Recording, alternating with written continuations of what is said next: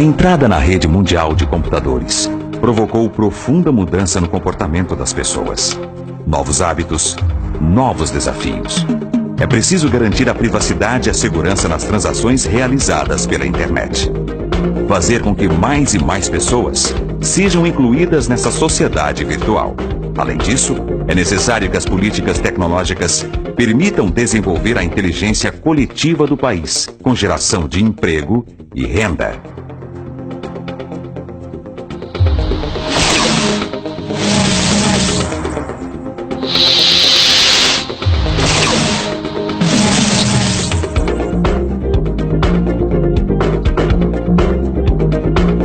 O ITI é o órgão responsável por importantes missões relativas às políticas governamentais de tecnologia da informação. O Instituto Nacional de Tecnologia da Informação é uma autarquia federal vinculada à Casa Civil da Presidência da República.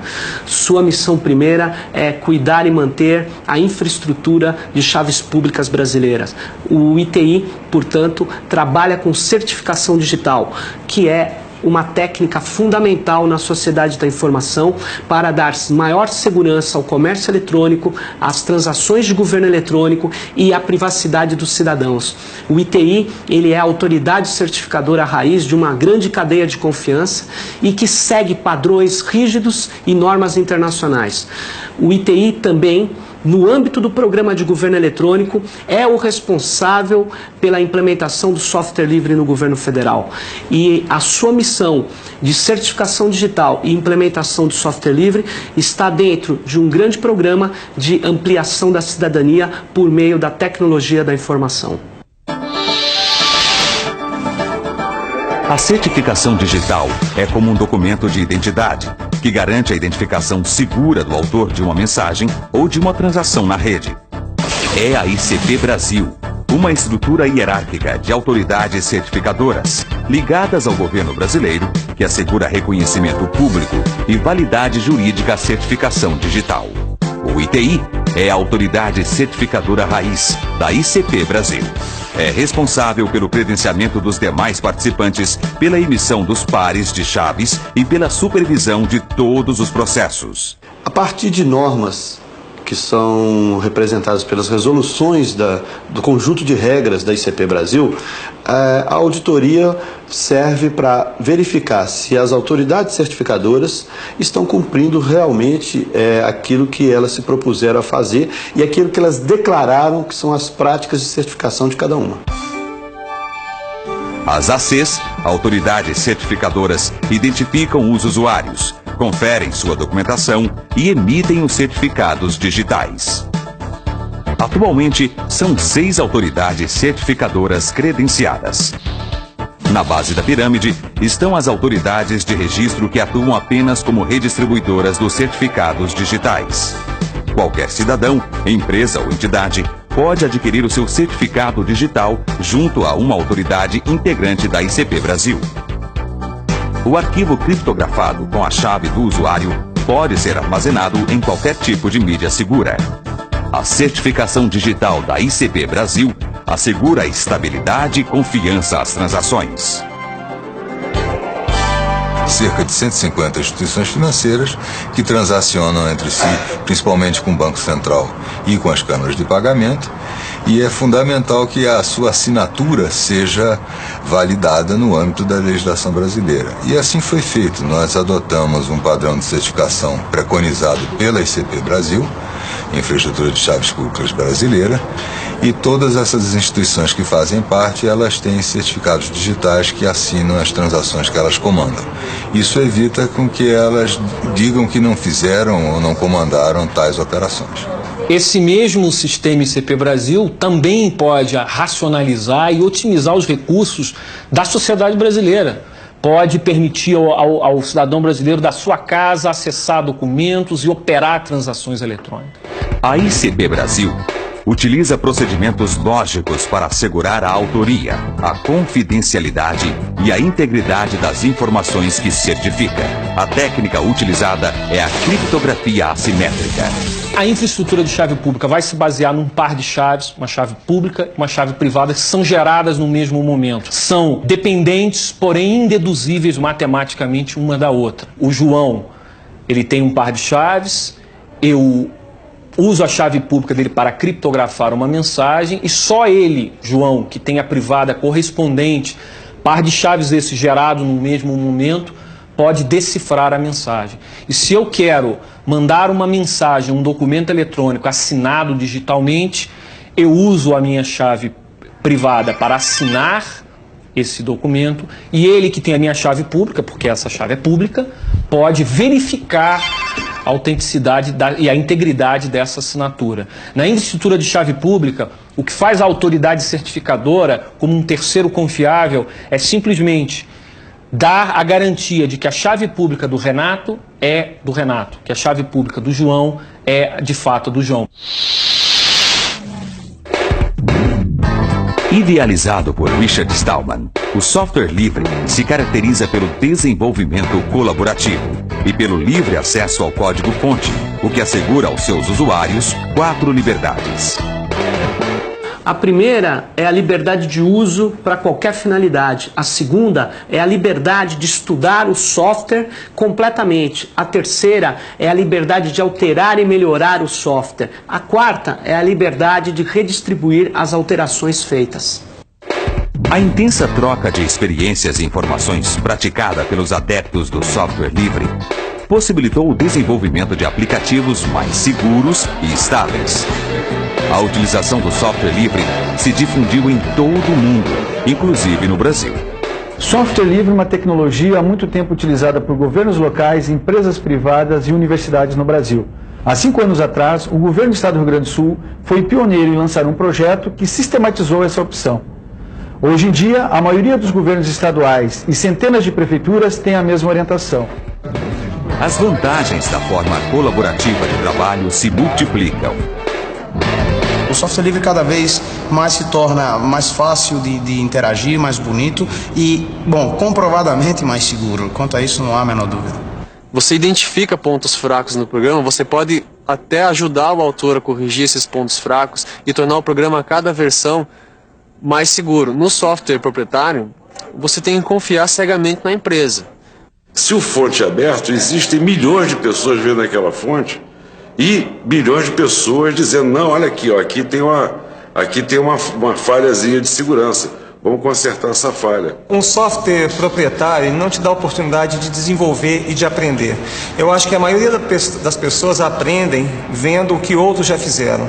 E cada um põe uma cerejinha em cima e dá sua contribuição, fazendo crescer o bolo do conhecimento. Qualquer pessoa no mundo, qualquer pessoa que tenha acesso ao código e entenda o código, ela pode melhorar esse programa. Pequenas e médias empresas de informática vão entrar onde? Adaptando o programa de uma empresa para outra, dando treinamento, desenvolvendo opções novas em termos de software que não existem, dando consultoria às empresas que hoje estão mudando de software proprietário para software livre. A verdadeira mudança está no cunho social, no final, na consequência do processo, onde a gente vai ter pessoas que vão ter mais acesso ao mecanismo atual de poder, que é o conhecimento. O software livre hoje tem uma qualidade crescente. O Brasil não tem necessidade de continuar enviando royalties ao exterior pelo pagamento e uso de software básico. O software livre permite nós enfrentarmos esse enorme desperdício de recursos. É necessário mudar o paradigma e ter soluções baratas, estáveis, seguras. É isso que o software livre permite, do ponto de vista macroeconômico, fazer com que os recursos brasileiros sejam aplicados no Brasil. O governo federal percebeu as vantagens do software livre e trabalha para incentivar sua utilização e desenvolvimento. O primeiro passo é migrar as estações de trabalho, ou seja, queremos estações de trabalho usando o software livre. O segundo passo é que os novos sistemas desenvolvidos pelo governo sejam desenvolvidos em software livre, ou seja, que o governo tenha o código-fonte e as 4 liberdades de uso. O terceiro passo é migrar os sistemas que impeçam esses 2 passos anteriores. E isso é a nossa estratégia que vai estar se consolidando com uma intensa implementação de software livre até o final de 2004 em 5 grandes ministérios. Isso permitirá mostrar que o software livre é mais seguro, mais estável e mais barato. O software livre já é realidade no Brasil e no governo. Muitas empresas privadas e instituições públicas já o utilizam em seus aplicativos e oferecem ao cidadão inúmeros serviços em plataforma aberta.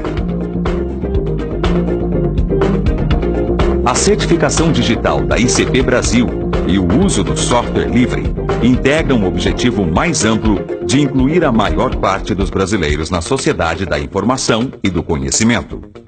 Esses 2 instrumentos, aliados a uma política de inclusão digital, permitirão ampliar o acesso à informação, ao mesmo tempo em que preservarão a privacidade do usuário.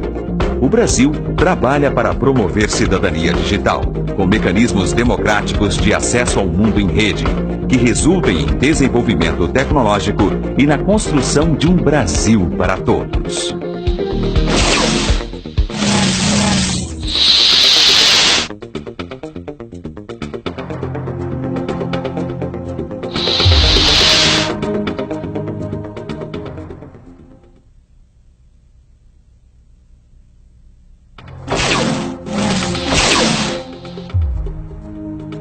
Certificação digital no Brasil já é realidade. Prova disso são as aplicações que a sociedade vem fazendo com os certificados emitidos.